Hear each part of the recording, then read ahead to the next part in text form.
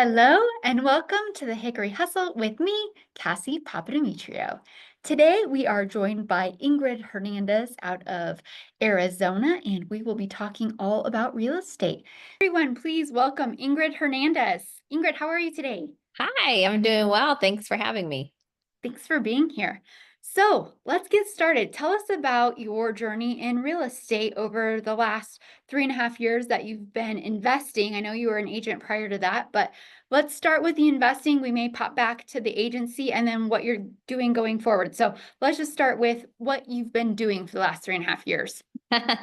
Thank you. So for the last 3.5 years, I've really been honing my skills. So as you mentioned, I've had my license prior. I got my license in 2013, but it really didn't feel like I honestly felt like I didn't know anything about real estate in the truest forms until I began investing and learning more about what does it take to underwrite a deal, like all the intricacies about real estate, like buying, hold, and flipping, and realizing, oh my God, like as an agent, I really was just a service provider. You know, I liken it. And by the way, my favorite job has been, being a waitress, but it really felt like that, right? Like I take your order, I go back with the cooks, put the order in, MLS, and then bring back what you're looking for.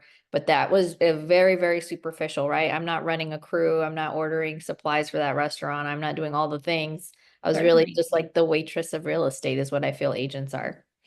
Yeah. I like that analogy. That's a great one. Yeah, yeah.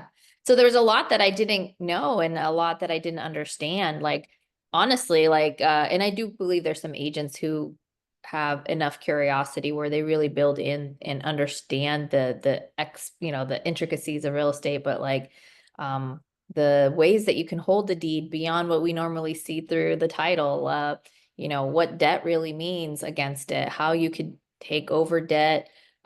In my flipping business, I've done quite a few subtails, is what we call them, where we take over the existing mortgage, we give the seller a strong down payment, and then we fix the house, and then we give them the rest of their equity back. That way, we can mitigate all the debt that we have to collect and pay interest on while we're flipping. So it's been a it's been a really great arrangement for sellers and for us as flippers because we're able to give them more money while we're still making more as well as flippers and stabilizing that product. So yeah, last 3.5 years learning all of these things, honestly, skill sets, underwriting, how to talk to sellers, how to really understand how to take over a property in a way that is helpful for everybody. That's one of my challenges is really finding deals. I stay here in Colorado and focused in Colorado, but can Mhm. you talk a little bit about how you're finding deals for flips? Yeah, so for me, Arizona is one of the meccas of activity in terms of a lot of would-be or wannabe investors who generally start as wholesalers first. So I've put myself out there through social media and through our sub-2 mentorship that I'm in Owners Club, like letting people know that, hey, if you need help closing a deal with a seller, or if you're not sure if what you have under contract is a deal, I'm somebody you can come and trust and to give you guidance and feedback. And so the way that I find leads is actually by providing value to those wholesalers and to agents as well. I've been doing a lot more agent outreach. Pace more be the guy who runs sub 2 mentorship. Our mentor. He runs a challenge called No One Left Behind. And part of the No One Left Behind challenge is to do agent outreach, ask agents if they have any, ugly houses that might need an offer, or if they have listings that have lasted for quite some time that have stabilized debt, right? So I'm not looking for hard money loans per se, but that have stabilized debt that we can take over and really help that seller kind of move on to their next chapter. So those are the ways that I feel that you can market when the reality is as a buyer, right? If you're flipping, you're a buyer we are the people those people are looking for. Right. So it's in our best interest to help them go get what we want. And that's what I find, that if I can coach more people for what I'm looking for, I'm doing two things. I'm helping them become better wholesalers because I'm helping them through the process of underwriting and understanding there's more ways than just a cash offer. But two, now I'm a trusted person to them, and so they will come to me when they have deals and opportunities because they know I'm not somebody who's going to undercut them or whatever. And Sure. then as a bonus, if it doesn't fit my buy box, but it's still a deal, because I'm so integrated into a few investor communities out here, I can help them find a buyer. I love that. Bringing value in order to also obtain what it is that you're looking for. When you're doing agent outreach, since you are an agent, how do you are you representing yourself as the buyer or are you representing yourself as the agent? Or how do you kind of juggle those two pieces when reaching out to other agents? I think people get confused about when they have a license, like what they're allowed, what doors are allowed to open and close, and fiduciary responsibility, like disclosing. First and foremost, I actually use my license as a credibility stacker right off the top, like when I'm having conversations. So right away, I'm like, hey, I'm Ingryd Hernandez from Real Broker. Like that's usually my opening line talking to Sure. me. It does one thing, right? It discloses, and then the other is that I'm credible. But as far as representation, I don't even knock on that door until I know how the deal has to work.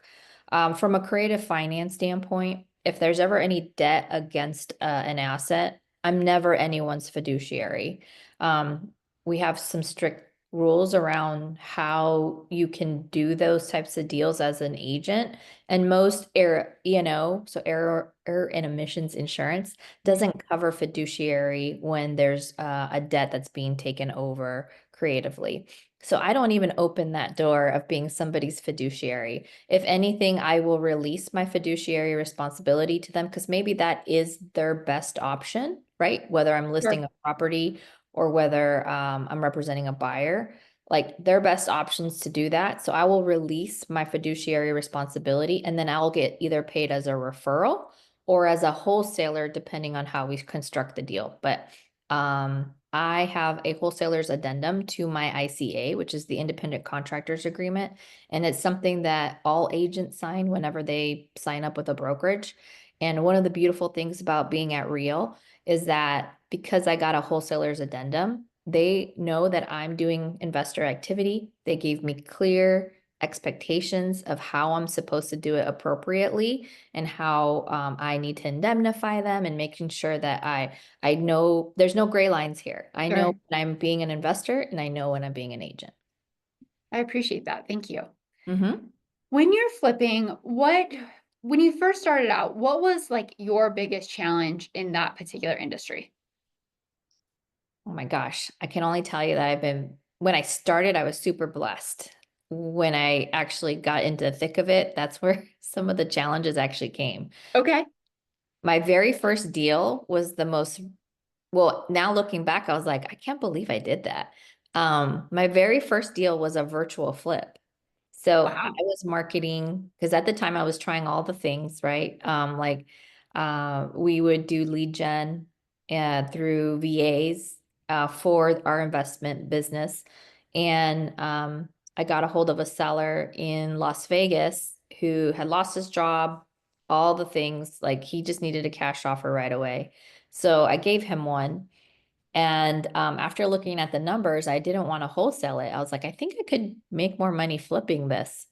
I ran the numbers by one of my mentors who did flipping. So first of all, like you shouldn't be flipping by yourself. You should be leveraging somebody's, experience to do that. And so I got their blessing. They're like, oh, these numbers look great. Yes. And he ended up being my funder too, like my private money lender. So my first few deals, I never even dealt with hard money. So again, I was very, very blessed that like I had the right people around me. And so I got this property under contract and I was like, look, I don't know anybody in Vegas really. I need to go and start like vetting people. So I vetted my agent in the middle of us being under contract. So I took that time to vet the agent I was going to use. I and then I was like, I should ask these agents if any of them have had flipping experience and see if maybe they already have the people I need. So we vetted three agents, and one of them came up on top and was like, yeah, if you need a roofer, a tiler person, a blah, blah, blah. He's like, I've done a few flips and I can totally help you. No big deal. And like, he didn't even ask. This is the part where I actually feel terrible because at the time I didn't realize, but really he should have been like, and I'll just charge you like 10% or something. Like Sure, yeah. he should have charged me for his service, but it was a very easy job. It ended up being, but I do think that the costs were mitigated by the fact that he was so connected with the right people. So I got a new roof, fixed some tile, some deep cleaning. That was a really, really tough job. I actually thought I had to renovate a bathroom, but they cleaned it so well I didn't have to because it was really just Wow. dirt, grime, and grossness. Yeah. Um, and we made $54,000 profit on this virtual flip. Nice So job.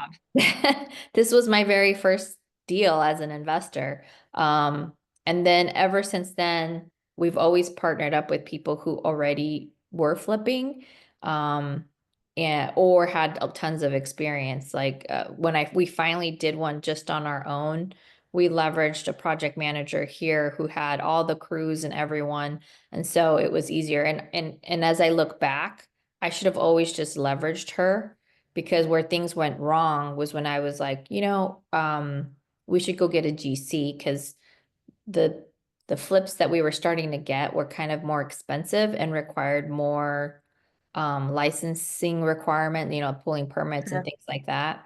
And so when we pulled or when we didn't do a good job vetting our GC. And honestly, I thought I did, but like all I did was get like other people around me, their feedback on this GC. They had a good experience. So I was like, oh, and he said he was licensed and all these things. If I had just taken more time to look into this person's background, to look at who they really were, I would not have done business with them.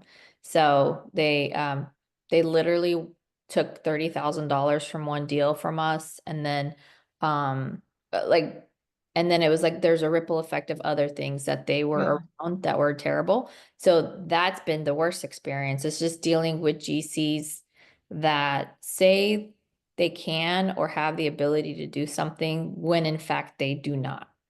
Sure. Hmm. Yeah. I think GCs and contractors in general are typically my biggest challenge. Luckily for me, I come from a restoration background, so I have lots of great contacts. So that's been helpful and a blessing to me. But I think just in general in flipping, that tends to be one of the larger challenges that people come across. Yeah. When you were talking about going from one price point, then you kind of gradually increase to a price point of, I would assume, both the home price and then also the renovation cost. Mhm. Is there a area in which you would recommend people stay within? Like, hey, stay below 500 or $1 million is just as easy or as 500, or give us a little bit of insight there.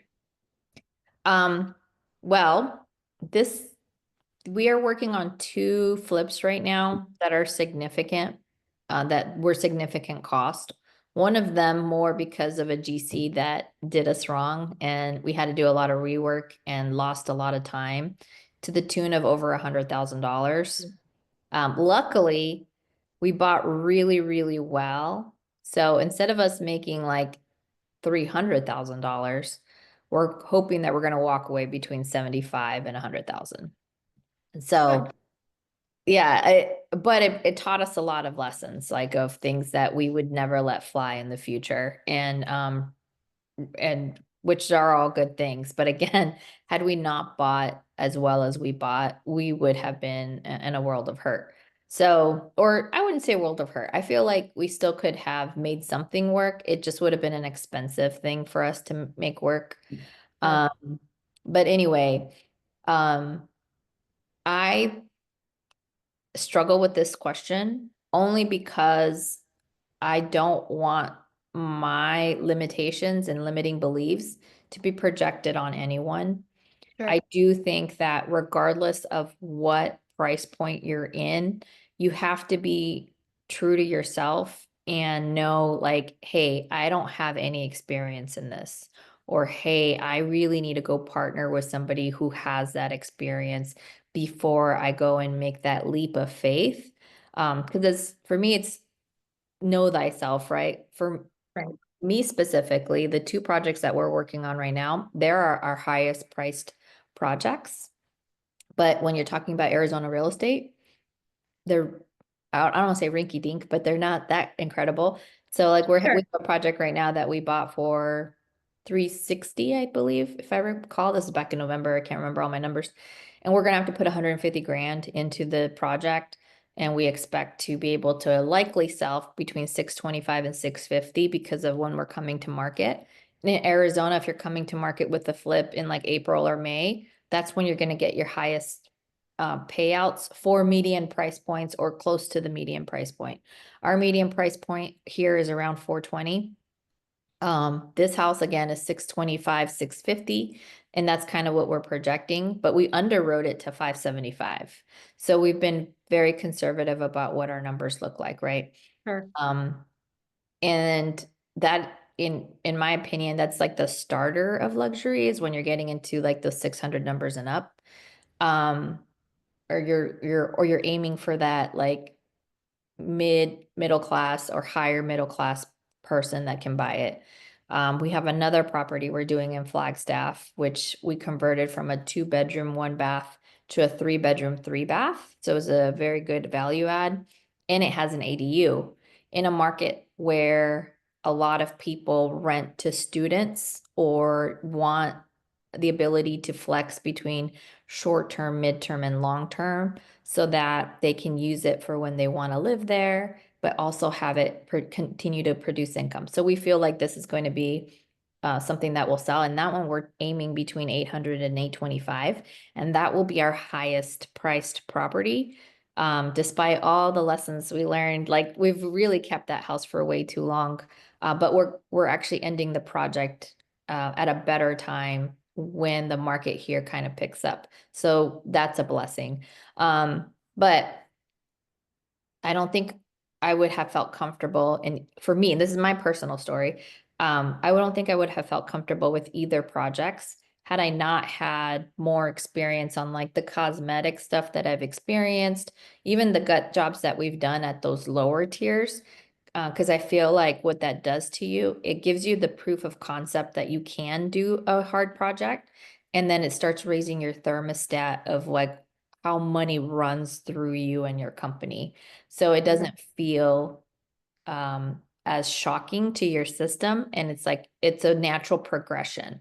Now, again, I don't want to put my limiting beliefs on anybody. Like if you think you can go after $1 million property and you have all the right support, you have the right risk mitigation of like what it's going to take to hold it and your worst case scenarios have been ran through, then go for it. I appreciate that. Thanks Yeah. for the honesty and not putting limiting beliefs on people and but still Mhm. being willing to talk through the process. So, Mhm. how many flips do you guys typically do in a year? So again, I started real estate investing 3.5 years ago. We did own 12 assets. Now we're down to 10 where we're buying holds, whether they're notes or they're properties. We own 10 properties right now. And so I've been mixing my flipping along with my buying and holding. So last year, I think we ended the year with 10 flips. Okay. Um, and we've not flipped more than that in any one year. When I started flipping, I didn't stay flipping. So like even though my first deal was a flip, my next my next deal after that was a wholesale. The deal after that was me buying a property sub two in Houston, another wholesale in Kansas City, and then I did my biggest wholesale where we made like my company made 100 grand out of a $250,000 assignment. Wow. Um, so we were flipping contracts, not properties. Sure. And then we came back into flipping houses after all of that. So honestly, we really only been flipping for a couple of years. Okay. How many flips will you do at one time? Like 1, 3, 2? This last quarter, we actually had technically five, I'll call active. So we had my Flagstaff, my Phoenix, Mesa, and Tempe. So we had four active where we're actually renovating. And then we had two, one listed and one under contract. So those are various stages, six at once. Sure. I think our goal would be to have 6 to 7 at some form of stage as we go. Mhm. Okay.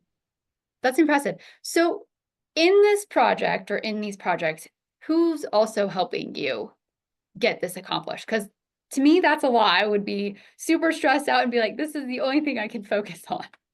Oh, okay.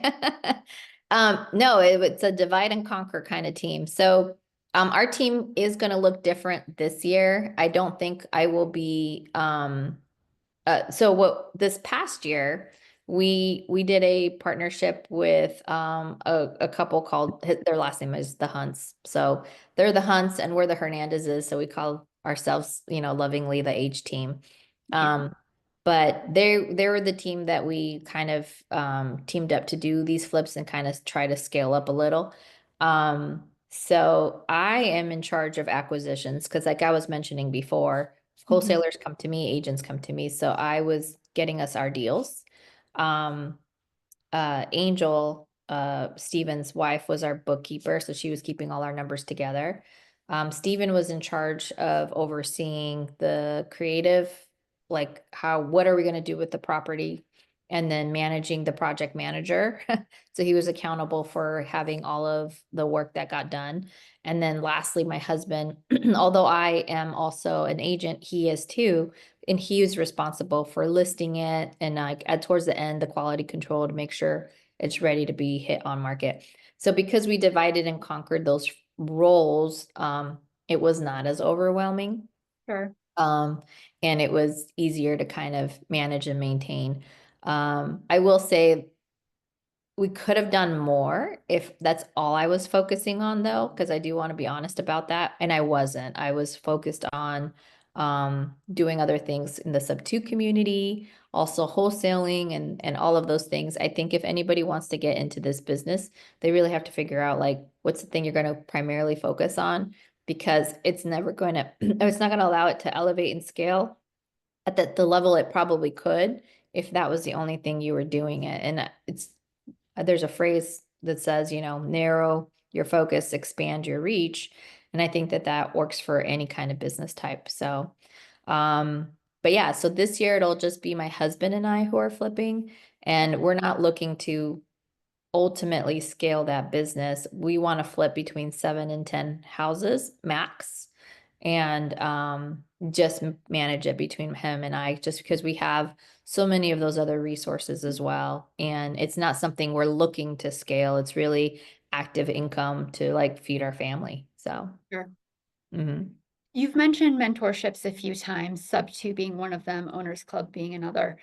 How did you come into those mentorships and what have you received from them? Oh, well, during the pandemic, when we were all trapped in our houses, we decided to renovate our second floor. So, I was listening to a lot of podcasts. I don't even remember how I ran into Bigger Pockets, but I did. I'm sure it was something on YouTube because I was listening to a lot of things on Bigger Pockets podcast, but also a lot of YouTube material. Um, I got really frustrated and I was like, people are telling me the results of what they've done, but haven't told me like how they got there specifically. So I started reading more books like the Brandon Turner book, like buying a house with zero to no money down or something like that. And then I realized in his book, he was talking about finding other people with money. So it's not as if you don't use money. It's just you may not use your money. You might be using somebody else's money. Um, And so during that time, I was like, okay, I wonder if there's strategies where you don't use any money or like, and so I went to YouTube University. I actually saw a couple of investors talking about sub two. They weren't really great at explaining it. And then I saw Jerry Norton. Jerry Norton was explaining it much better. And then Pace's advertisement came right after Jerry's. So I through Jerry, I found Pace on YouTube. And then he does such a great job at marketing. He got my email through me trying to find the 27 exits that you need to know when you're buying a property. I'm like, oh, I want to know that. And Yeah. I think it was like 2 o'clock in the morning. I was watching that stuff and saw that he had a mentorship. I had been expressing to my husband how I wanted to be more of an investor in real estate than just an agent. And so we started looking into mentorships because of YouTube and then found also another guy on social media. And I liked the vibe that Pace had more than the other guy. So that's why we went with Pace. But even when I signed up for the mentorship, I was like, I don't know if this is real. I've never done this before. The only other place I've paid for like this amount of mentors, like such a pricey mentorship was um university. I went to Arizona State. And so I went and I was like, look, I'll sign up, but I'll do a monthly payment because I was like, if it's not real, at least I can stop it and only lose a little, not a lot. Sure. And a year later, I was paying another 12 grand for their mastermind because it was so worth it. It was just the amount of knowledge that we were receiving. So what I didn't expect from sub two is that the mentorship was that they were not only going to talk about that strategy, they actually taught you how to underwrite for flipping and doing cash. So I was like, oh, I got so much from it that I would say I wish that was around instead of the university cost that I paid for my bachelor's for a degree I don't even use. Sure. So, I was really surprised about the well-rounded information I was going to get, or I ended up with, that allowed me to kind of figure out where did I want to land with my investing? Like, did I want to flip? Did I want to wholesale? Do I want to buy and hold? And here I am doing it all now. So, yeah, I think anybody looking to maybe up their skill knowledge, they really should look into mentorships. I think in my opinion, they all work. Most of them work. It's just how much are you going to work it? And I was somebody in a very privileged position that I didn't have to go make money. I was a high paying corporate job holder.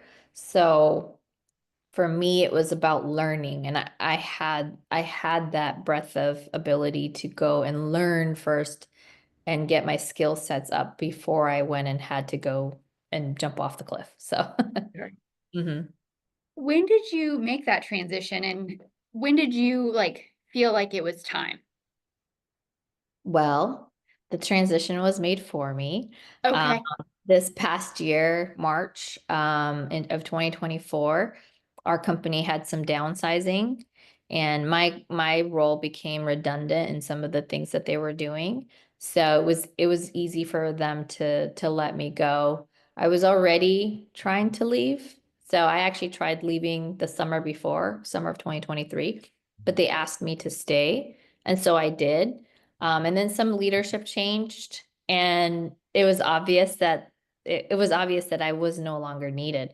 So it became really an easy decision for them, and it came with a severance package for me. So it was actually a little bit better because it helped stabilize things in my family. But I I recommend anybody who has a family and people they have to, um, uh, care for and be responsible for, make sure that you're putting money aside because this doesn't just happen. It takes like any good thing, it all takes time or it always takes longer than you think and it takes more money than you expected. Same thing with any flip. So I learned this from Pacey's like, what's with flips that are always constant. It takes longer and it costs more than you expect. And so the same thing goes for a career in real estate. However it is you want to do it, it takes longer. And if you have those things that um, you're more responsible for. I love it. I love it when I see these 18, 19, 20-year olds who are like, I want to do this. I'm like, oh my God, your mom's paying for your room, like where you live, they pay for you to eat. Go grind it out because you will get there so much faster than someone like me who, has to provide and didn't have those barriers of entry. So, yeah. Yeah. I'm sure a few things there. I think you talked about the mentorship, like you get a bunch of education, but the important piece there is to be sure to work it. Because if you don't do anything with the knowledge, you're not going to get an outcome. But then you mentioned it again in taking action. And so you've been taking action while you had a job and being able to stabilize. So for you, it may not have been your choice to leave, but I feel like you had the confidence in order to do so when it did come time. And you tried to leave, and it all works out when it's supposed to, is how I feel. So Yes, absolutely. And honestly, Cody Sanchez, which is somebody I follow quite a bit, she's amazing. She talks about buying businesses.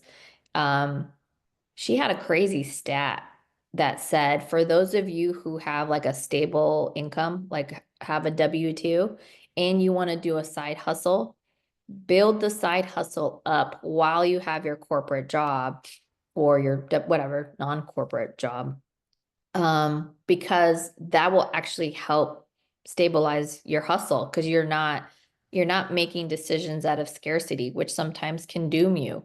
So mhm, I feel, for those of, I think people who have jobs like W-2s, I was gonna say corporate job again, but like if you have a W-2 and that's paying the bills, you're also in a great position to start real estate investing. So you, while you're, do your 9 to 5 and then come home and then do your 5 to 8. Like that's really what will help you advance, in my opinion, if you can like stick to that piece, while you have a way to feed your family. yeah, Mhm. I agree. I'm actually at my W-2 right now and taking time out for this, but then I'll get back to work, and it just really does help stabilize the ability to do what I want to in the flipping aspects in real estate. So Mhm. great. All right, let's change gears and let's talk about what you have going on here in 2025. Yeah, wonderful. Well, one of the things that last year taught me was I need to figure out like where I want to hone in my focus. And this year, um, well, and last year, I had started building this business where we essentially get all our leads through places where seniors go for long-term care. It's technically an acquisition company, but it's niche down. In essence, we help seniors transition from their personal home into long-term care. And what we see from a business challenge for these facilities is that a senior will say, hey, I want to go and move into your senior community, right? So think assisted living, memory care, skilled nursing, places like that where, a much older grandma, mom, dad, maybe staying there and they need that extra care and extra oversight. When they say they want to move there, a lot of times the business challenge for that facility is it can take 6 to 9 months. And when we peeled back the onion as to why it takes so long, it's because that senior may or may not have the resources and the family or support to help them make those like loose end decisions, like selling their home or getting a trust in place, and having some of the healthcare directives in place. One of the biggest benefit that my company provides is we will actually move their belongings at no extra cost. Wow. So all of those things that would stress you and I out, even not as older folks, it Sure. it, it it's much a much bigger stress for them because they're at an age trying to work in a very fast-paced world that is a little tougher. So it's like I call myself a senior transition liaison because I'm not placing them anywhere because I can get confused for a placement agency. I actually have Sure. placement agencies as a resource, but no, like we also just partnered up and I'm updating my brochures for this with a company here that if they need financial support, I say financial support, but it's more financial planning where whether they have a lot of assets or they don't have a lot of assets, but they need to figure out, do they need to qualify for all tax? If so, like how do they protect their assets so that it doesn't count against them when they're trying to get those additional benefits that they deserve? This Perfect. company will help us figure that out with the seniors so that we're not wrongfully just buying their house cash and then a lot of these opportunities for them to have these extra benefits go out the door. So it's a way more calculated way of buying a senior's home and using that as a way for them to be able to stretch their dollars into their senior and final years and be able to care for their care, actually pay for their care.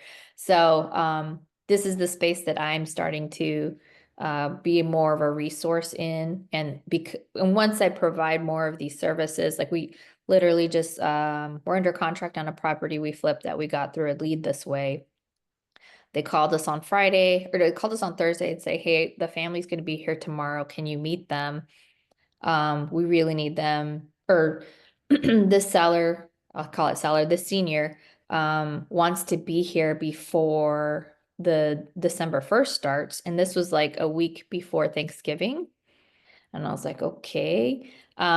We met them on Friday, the family, and then the following day we walked the property. We were under contract and closed in less than a week Wow. that she could get to the place, the assisted living. Because one of the things that we have to be very aware of is when a senior says they need assisted living, or not even if they say somebody else deems that they need that kind of medical care, every day that they're not there, and if they're not getting the caregiving needs that they require, it's a risk. It's a Sure. risk of their life. And so um I have my own experience with my husband's grandmother who I was really, really close to, where I nursed her back to health because I was a caregiver for over 8 years in my younger life. But she came here to stay with us and nursed her back to health from a cancer situation. Um, but unfortunately, I had to fly out for my corporate job to do a speaking engagement out on the East Coast.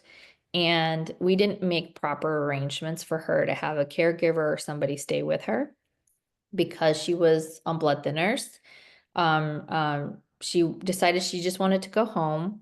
She was a stubborn woman, but we loved her. Sure.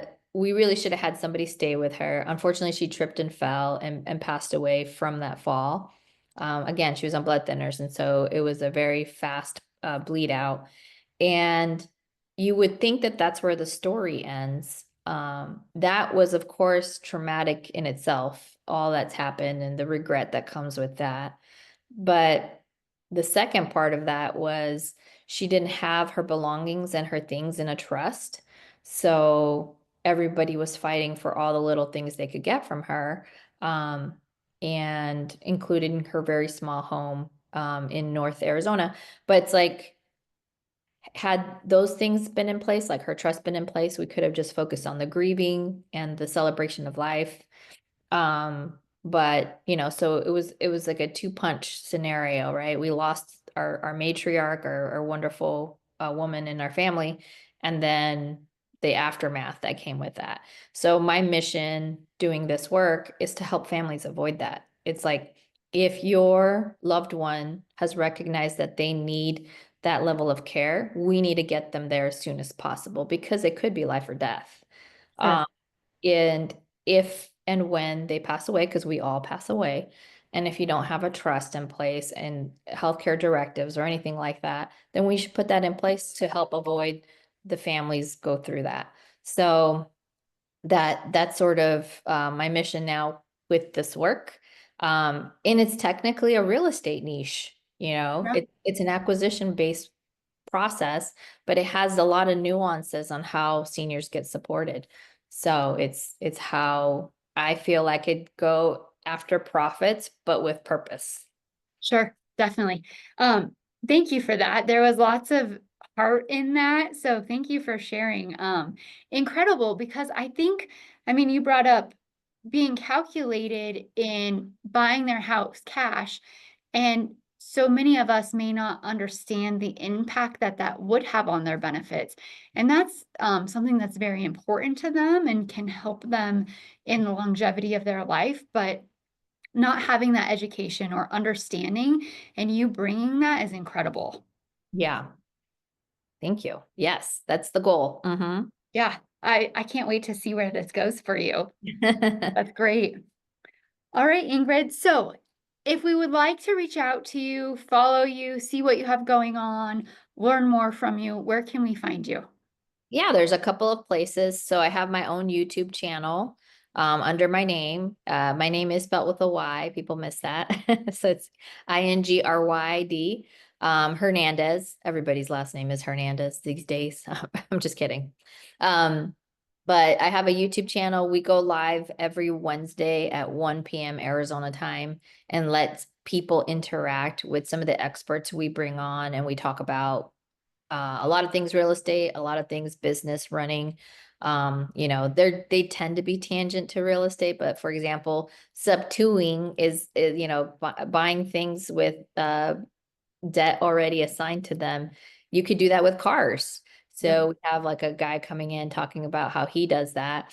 And then so you can definitely find me on YouTube live every Wednesday, and you can follow me there, or you can actually follow me on Instagram, Ingryd_Hernandez. And I post commentaries all the time, and posts and whatever, and you can interact with me, excuse me, and you could DM me on there, and I personally run it, so I will answer. Awesome. Thanks, Ingrid, for being here and sharing your insights, your value, and honestly, the love that you had throughout this. I really appreciate that. And it comes through. So thank you.